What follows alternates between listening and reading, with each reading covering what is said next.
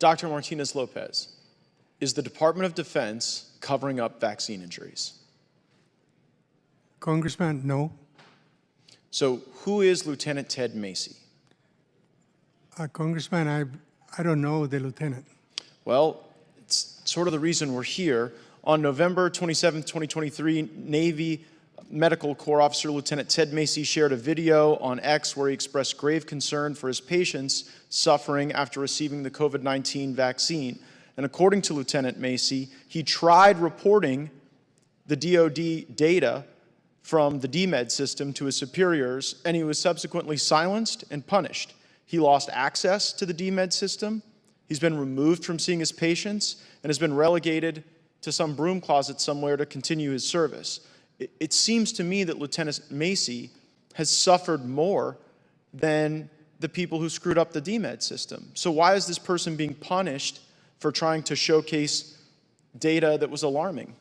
Congressman, I'm not prepared to talk about specifics on the lieutenant because I really don't know, but I'll be glad to answer any questions regarding the system of the vaccines and our findings. Well, right, but part of the system and the vaccines and how we conduct oversight is that if there are whistleblowers who say that you're not doing your job right, and if there are whistleblowers concerned about a cover-up, there's a process by which that has to get to the Inspector General and be reviewed.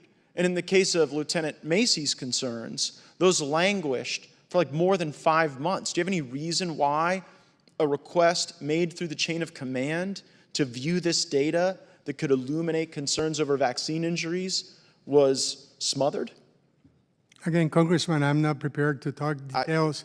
Okay, well, maybe let's get to what you're prepared to talk about. Let's get to the actual data that's so concerning. Since the people who raise concerns about the data, they get punished and we don't seem to remember them.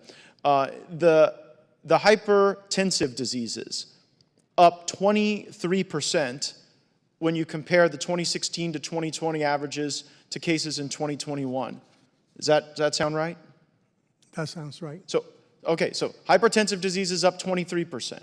Then ovarian dysfunction up 35%. Does that sound right? I'm not specific. Can we? Does that sound right, Dr. Stallman? I think you're referencing something from an older document, but it could be. Oh, I'm referencing data from the Defense Medical Surveillance System. Yeah. Is that a system that you're both familiar with?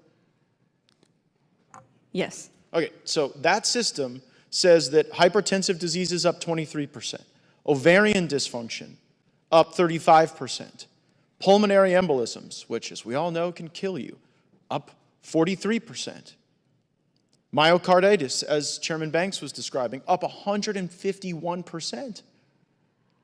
Is it really your testimony that these massive spikes in these serious ailments are a consequence of contracting COVID? Is that your best medical opinion? Congressman, not all, but I mean, many of them, obviously, ovarian dysfunction, there are other reasons, emboli, there's other reasons, but yes, there's a correlation, not only from our data, but for the data of CDC that yes, correlate COVID with having higher likelihood of having some of these events. Pardon me for not treating the CDC not the variant one, but the other. The vaccine or the virus? Both. The virus, and like the cardiomyopathy is a little bit higher. The risk is much higher if you just get the disease, but you have an enhanced risk. Not as big as when you get the infection, but you do get some risk from getting the vaccine. It's minimal, but yes. So there is vaccine risk associated with hypertensive diseases, right? Hypertension, help me out. Not that I'm aware of, but. Okay, well, how about ovarian dysfunction? Not that I'm aware of. And how about pulmonary embolisms? Yes.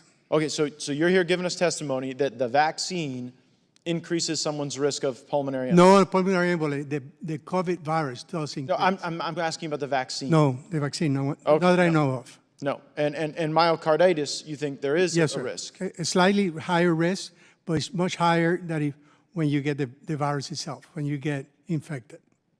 And to tease out those data distinctions, wouldn't it be responsible to assess these conditions in people who got the disease and were unvaccinated versus the people who got the disease and were vaccinated? Has that type of an analysis been done? We did look at this in the DoD report on cardiac and kidney conditions. The information stratified by all the different ways, vaccinated, not vaccinated, those are not all included in the report. I do have the data on that. When we reported the 10 times increase rate due to recent infection, that is adjusting for vaccination status. It's also adjusting for demographic risk factors, including age, sex, and BMI. Right, so did that analyze ovarian dysfunction? It did not. Did it analyze pulmonary embolisms? It did not. And did it analyze hypertensive diseases? It did not. Well, I mean, we got thousands more people than the average in 2021 getting hypertensive diseases, thousands more people getting ovarian dysfunction, thousands more people, or I'm sorry, hundreds more people getting these pulmonary embolisms. What's the case against analyzing those conditions that have seen these increases in the vaccinated versus the unvaccinated? We are continuing to do surveillance on these conditions, and we are open to doing additional work on this. With chronic conditions, it is tricky to look at that in relation to a vaccine. Is a pulmonary embolism a chronic condition or is it an acute condition? We can look at acute condition. Yeah, Paul, your medical knowledge goes far beyond mine, but I would consider a pulmonary embolism acute, not chronic. With hypertension, it could be difficult to get causal evidence to link that to the vaccine, but yes, we can look at acute outcome. Right, but see, that's how you get the causal evidence. The reason there are people concerned that the DoD is engaging in a cover-up here is because you seem to be willfully and purposefully ignorant to those comparisons on these ailments that are skyrocketing now. For pregnant women, for people who get pulmonary embolisms, for people with hypertension, and in the one area you've looked, myocarditis, you're here giving testimony that actually causes this increased risk factor.